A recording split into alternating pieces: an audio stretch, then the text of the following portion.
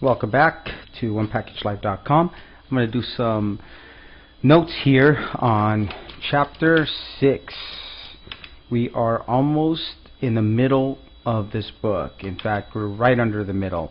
There are 13 chapters, and so if you want to say this is the middle, well, it's right around there.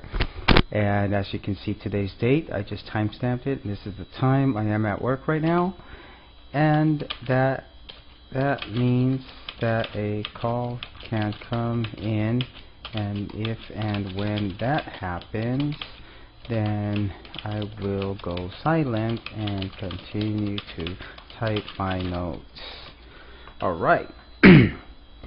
So what we're going to do now is let's little warm up here. I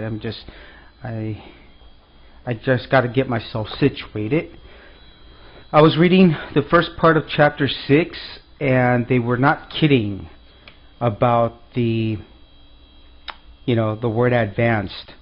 If you know these advanced SED commands, then you are definitely on the way to mastery. So here are some of the commands to know. The first one is N for next, not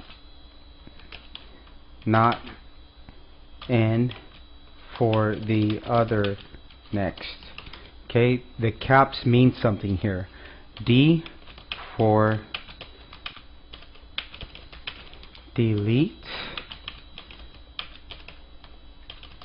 not D for delete. And P for print, not P for print. Okay, see the difference? The caps mean everything here. I'll tell you why as we read. But first, in my own words, these advanced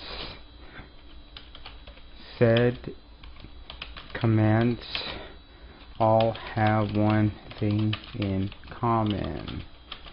They control, let's just say they dictate the flow control of the SED script.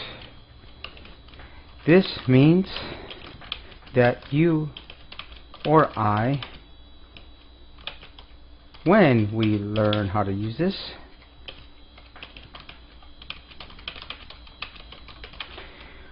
will be able to do a lot of cool things with SED. So let me read real quick, and I'll share with you what's in the next paragraph. Pause for reading.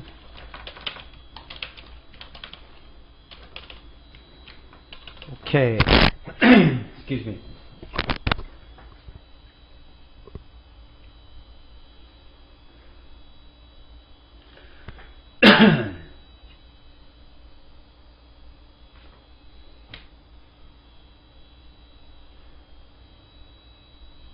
Okay, there are three groupings.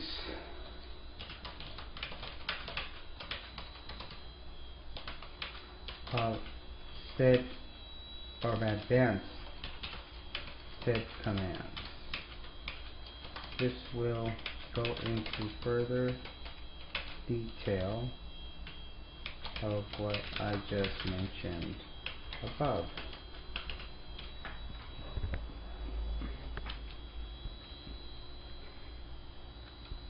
The first group are commands with a multi-line pattern space. and those are N, D, P. The second group of commands. Let's see how that. I'm trying to figure out how to translate that.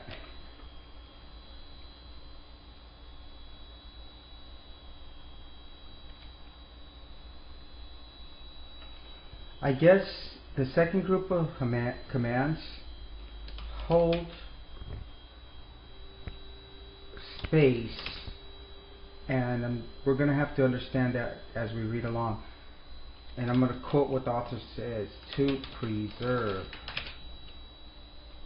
the contents of the pattern space.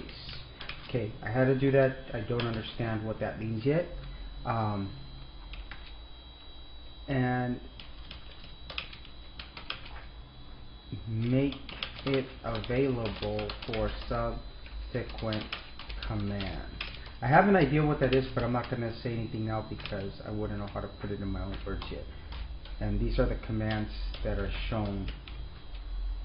And finally, the third group of commands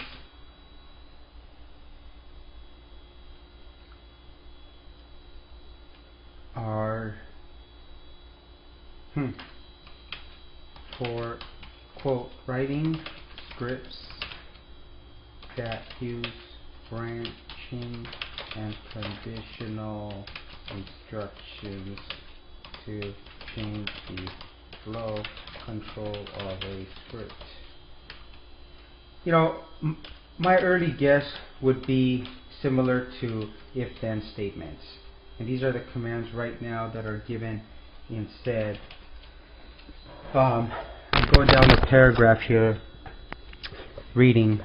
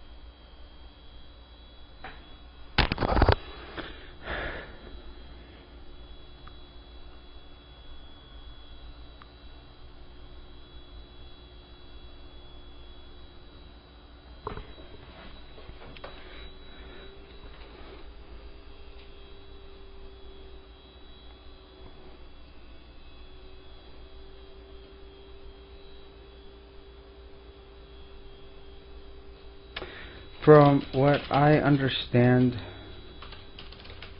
so far, SED reads the given contents of a file by pattern and sequentially down the line, which means that normally SED will not jump to the middle of a file and move to the end by jumping to the end of a file and or back to the beginning. With the upcoming scripts in this chapter, the flow control will allow us to use SED to either extract or change contents of a file wherever they would be. So basically,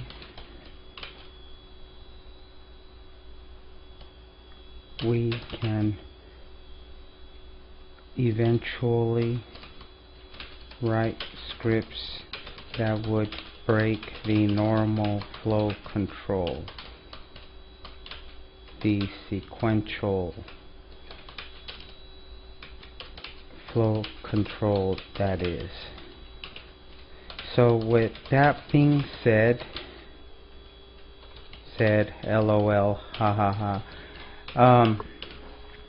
I am going to consider this video as an introduction to chapter 6 of SED AWK NUTHSELL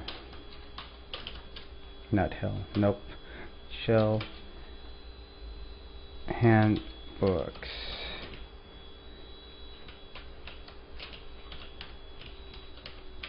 Because there is going to be a lot of work